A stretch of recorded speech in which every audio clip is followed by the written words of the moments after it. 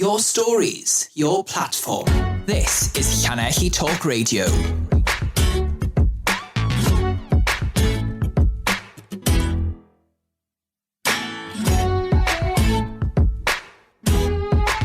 I'm with Cllr Rob James, who is representing Llanelli Ward, and the May elections are looming. We'll be talking to a lot of politicians and asking them those questions you'd like to ask about the issues affecting you within your community across Carmarthenshire. It's a pleasure to welcome Rob James to the studio via Zoom. Welcome along, Rob. Order. Rob, we've been talking to people, and historically we have seen, this Plaid Cymru administration talking about massive projects, investment, new schools. We've seen the new schools being built, some redevelopment in the towns and all sorts of different initiatives. They've launched their manifesto now. Huge promises to do something for the people of Carmarthenshire. And yet we hear this all the time. Llanelli people are saying, we are left out. We are on the fringes here. We are not getting what we're paying for via our council tax, huge amounts of money, the precept and council tax and so on. And they just feel that they're being overlooked. Do you see that? Or is that something that, obviously it's a political scoring for you, but is that something that you hear on the doorstep from people? Yeah, we are hearing on the doorstep in Llanelli, but we're also hearing it across Carmarthenshire. We're hearing it in Ammerford, we're hearing it in Carmarthen, we're hearing it in a semi-rural and a rural areas. What Plaid Cymru have done for the last 7 years is promise and fail to deliver, then blame others for their failure to deliver. Or it's because of COVID, or it's because of this, or it's because of that. When simply, they are just not delivering. They're not delivering for the people. They've promised for the last 7 years big investment. We've talked about the wellness village that was signed off by the former Prime Minister Theresa May, I think, at one stage. So there's been many years that have passed, and the ground hasn't even been broken on that. So what we are looking to do is offer the public a alternative to this Plaid Cymru administration, their agenda, and actually start delivering for people. That means changing the culture within the council, changing the culture within councillors, and ensuring that they're there, standing up for the community, fighting actively for them, and not merely there to rubber stamp decisions that's already been made. We want to make a true difference for Carmarthenshire, and then let the public decide whether our achievements are good enough for them. But hopefully we'll get that chance to show that we can deliver for them. Traditionally, people, parties put people forward, political parties put people forward, and I guess there's some form of interview process.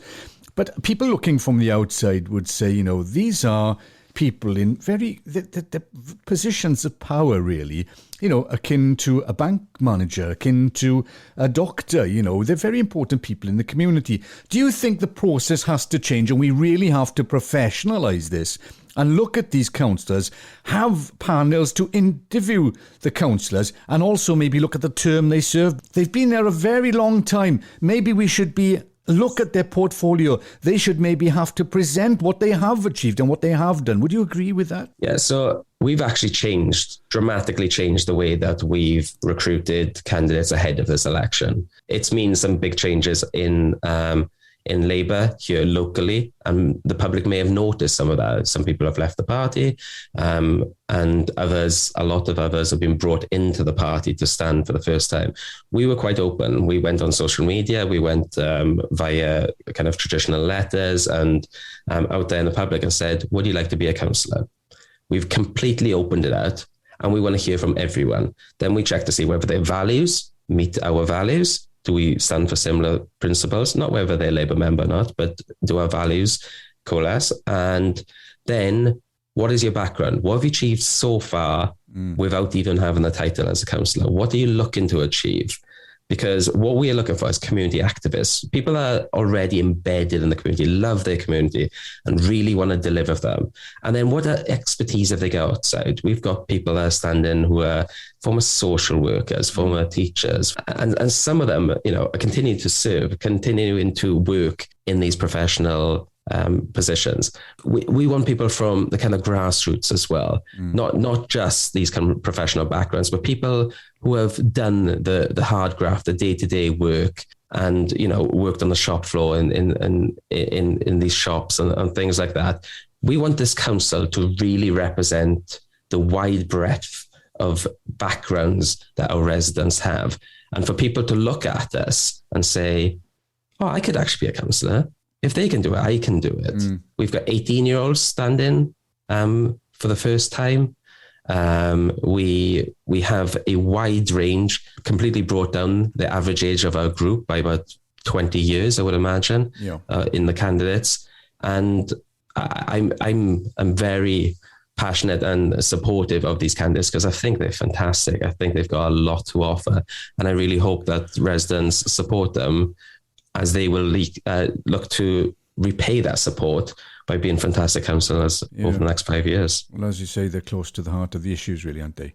Looking at some of those issues then, education has been a big thing here, certainly in Monydgarig and Blaenau and Armagh, various places where Plaid Cymru have threatened to close small schools.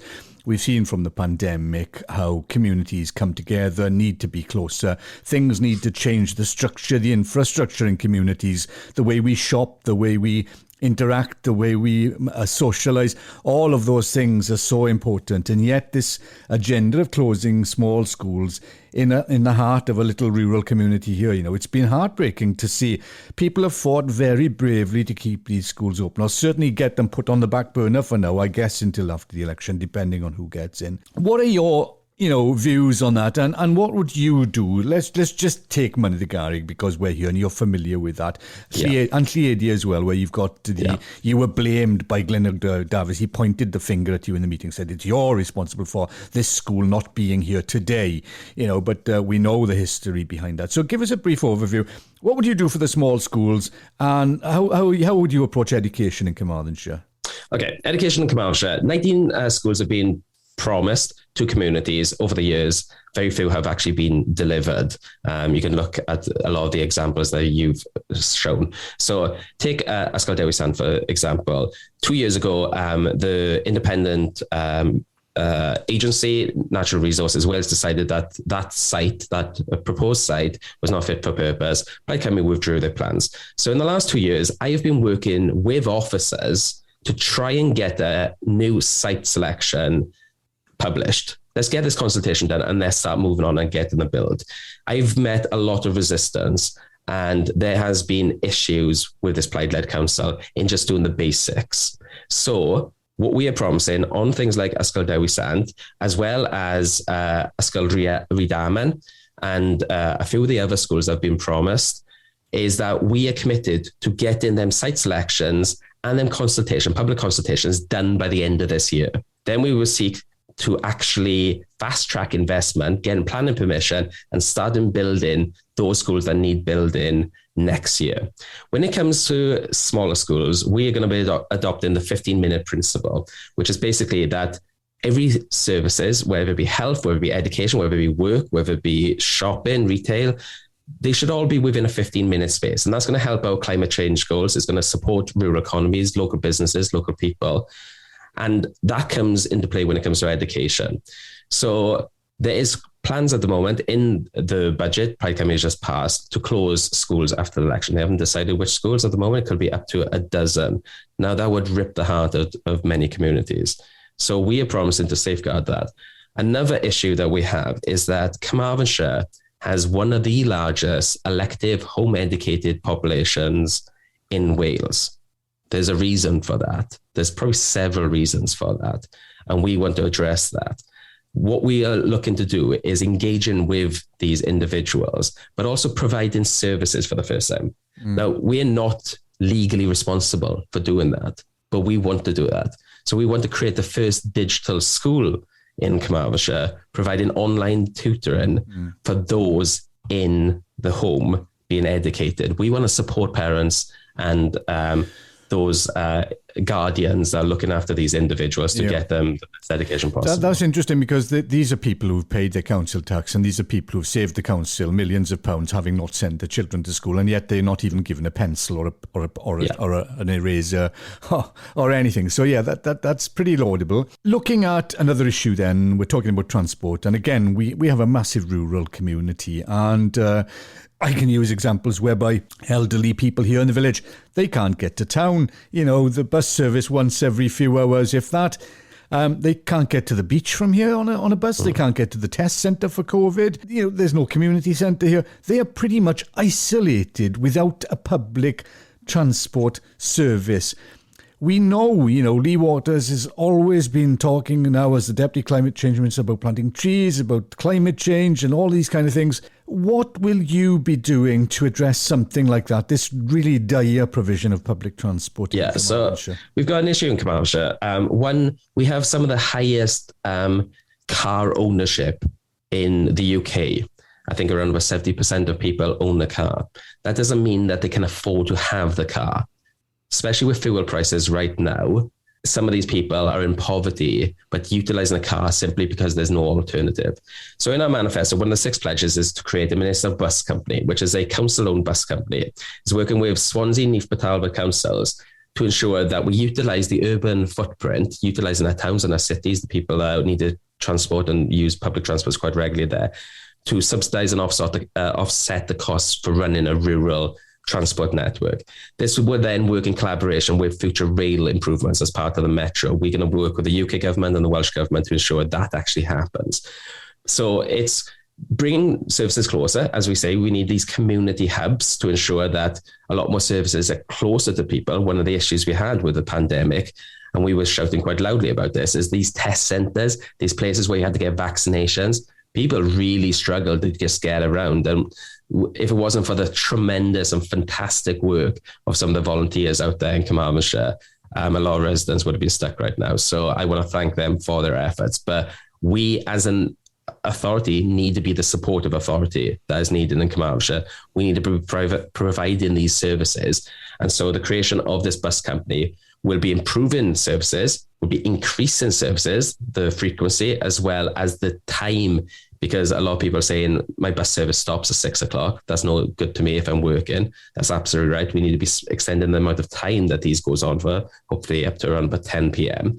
And then we're going to be guaranteeing every pupil will have access to school transport, whether it be free under the Welsh Government scheme or a subsidised version as we will be putting in locally. We saw during the pandemic, and the aftermath really is that we have a backlog in our health system now. We were talking about maybe 2 terms of the Senate before that's cleared. More than ever, it's sort of been highlighted that fitness and well-being are important, and it starts with childhood and play and education. Diabetes, obesity, and all of these kind of things, food poverty, junk food diets and so on. What we're seeing in Carmarthenshire, Rob, is playgrounds being sold and built over for homes under the authority. I mean, how is that addressing those issues? And what plans do you have? Will you be implementing? We know how valuable playgrounds are. We know how valuable green spaces are where communities can gather and get together and hold events, and sell cakes and get the WI and all these kind of things. We know how it works. Is that something you're looking at? Yeah, absolutely. In the last week, we've announced £45 million Play and Sports Revolution pledge. Now, the first thing is playgrounds. We will create an annual fund to support them town and community councils that have been burdened with the responsibility of our playgrounds. Now, Plaid Cymru just released all of its playgrounds to local authorities who simply weren't in a position to be investing in them. Promises were made to ensure that they would have a pot of money to actually keep the playgrounds to a certain standard. But you can see in Ammanford, the park there is awful, simply awful. And that's an example of Plaid Cymru is literally a stone's throw away from the Plaid Cymru offices there. There is a Plaid Cymru Town Council, is a Plaid Cymru County Council, and they are not delivering for the area. So what we'll be doing is creating an annual fund for these town and community councils to be bidding in, and we'll be supporting and working with them. That doesn't mean asset transferring them back to the county or anything like that. It's partnership work and ensuring that children are supported in this.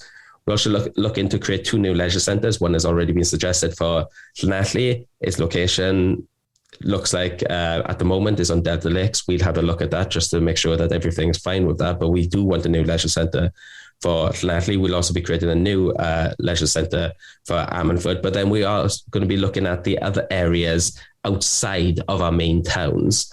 Buryport is a good example, a very large area in terms of its population, often gets forgotten.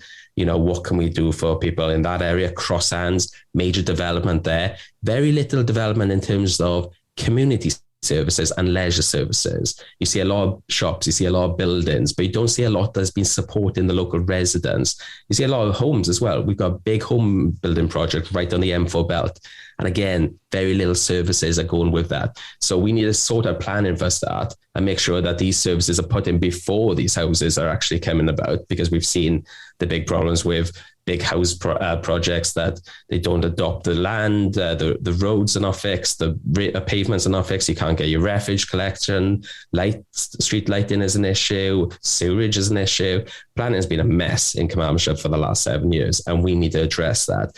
But as part of it, we need to be looking at what leisure facilities we need in our areas, both in our town areas, but also in those outer areas. And as part of that, it'd be the £45 million play and sports revolution pledge.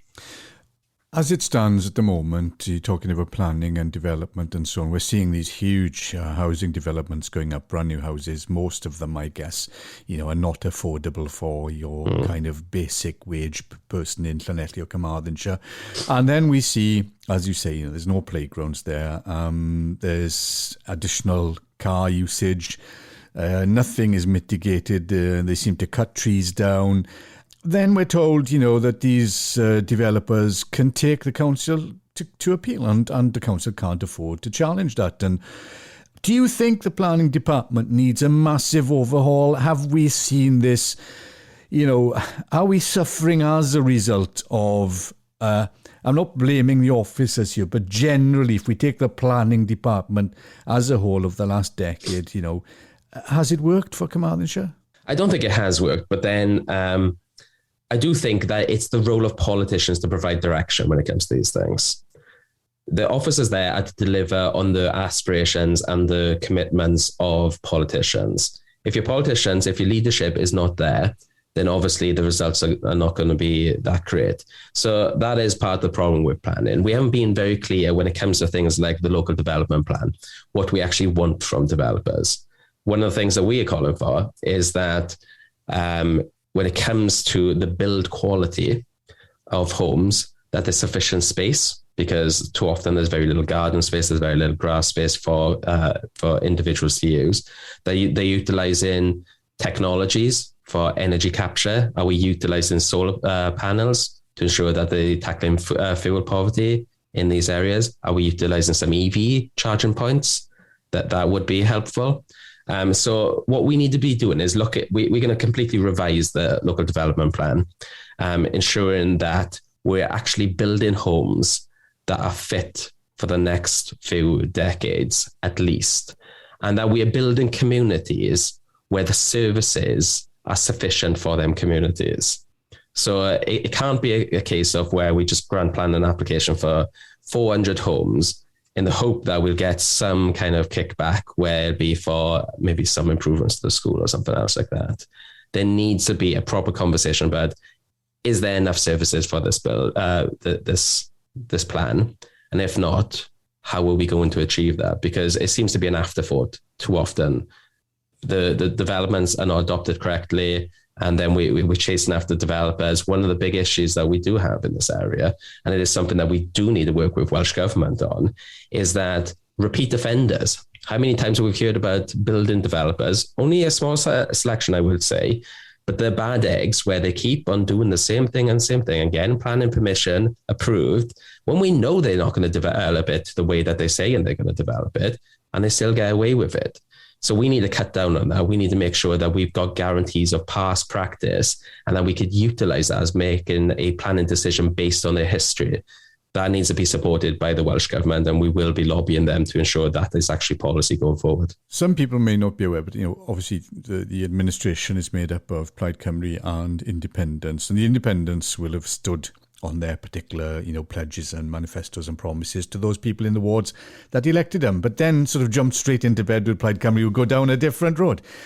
it's an awkward one, isn't it? How do you convince the independents to work with you, and what do you say to those people who might vote independent rather than Labour in a predominantly Labour area, really? Why should people come out and vote for Labour en masse and get you into administration for the next council, Rob? Well, we as I say, next week we're going to be putting out a full manifesto in which we'll highlight what our commitments are, what we are saying, how we are saying it, what is going to be delivered, when is going to be delivered. We're going to be given a detailed account. It's going to be the most comprehensive local government manifesto this area has seen, probably ever, to be honest. It's 36 pages, it's over 100 policy commitments there. We have a clear plan. We've been working for the last 5 years, seeing the mess that this council are in. And the things that we have been calling for the last 5 years, whether it be the fact that we don't collect glass on the curbside. Only 2 local authorities in Wales that don't collect glass on the curbside, us and Cllr, both run by Plaid Cymru, and we've been calling for years for that to be sorted. It still hasn't been sorted. Promises continue to be made, again, like with education and everything else, like a wellness centre. Promises have been made that we'll get glass collection services this year, but they haven't delivered on their promises for the last 7 years. So it's up to the residents to believe, to look at both parties. I think it's between Plaid Cymru and Labour who's going to be leading this administration, and people need to decide, right, I've had Plaid Cymru for the last 7 years, look around their communities and think, is this good enough? If it's not good enough, look at our commitments, look at our pledges and see, do you think that is the way forward? And we are a brand new form of Labour, to be honest. We've completely changed the way that we have operated for the last few years. In the last 4 years, we have completely changed the way that Carmarthenshire Labour operate. We stand for very distinct policies, and we have a way of delivering on them. So if people want to change, if people think that the area could be improved, look at your local Labour candidate and see whether you believe that they will meet on their promises. There's this trust element, isn't there, really, with politicians? Are you it's okay to present your manifesto and all these promises and pledges and commitments and so on, but can we trust you? Are you going to rip that up and sort of revert to sort of type and do what you want to do and follow your agendas and so on? Or are you really, honestly, truly now committing yourself to this manifesto, to the people of Carmarthenshire, and can they believe that you are going to deliver that? Absolutely. I don't want to be a councillor for the next 40 years. I have no interest in just riding this out to see how long I can become a councillor. I want to make actual changes in the area. So what we'll do, if elected to form the administration, we will put out our programme for government. We'll have on the website a running tally of how we're doing. It'll be a page on the website saying, these are the commitments we have made, where we are to date on that. We'll be very transparent and very open. So in 6 months' time, people can come and say, right, where they are. Yeah, that's good enough for me. Or no, they need to speed that up. And there'll be very clear goals and priorities there in ensuring that we're actually delivering. So we're going to be as transparent and open as possible. I am committed in every one of these policies that we are making progress and that we actually deliver on them. We'll do an absolute utmost to ensure that we will deliver on them. And then it's for the public to say at the end of 5 years, is it good enough? But I'm here to make changes. I'm not here to be a councillor just for the sake of being a councillor. I don't like the title. I don't like what is normally goes around being a councillor. I'm just here to make changes. And I'm sure a lot of the candidates that we have selected recently, because we've had these conversations, they're there just for improvements in their local area. And then it's up for the people to decide whether that amount of effort and that amount of delivery and achievement is good enough for them. But we are going to be very, very transparent with our goals and how we achieve them. Well, May is fast approaching, and we will hold you to that should you be fortunate enough to gain the administration. But for now, Councillor Rob James of Labour and the Carmarthenshire Labour leader, thanks very much for your time and an insight into what your party would do should it take control of the Carmarthenshire County Council administration. Thank you very much. Thank you.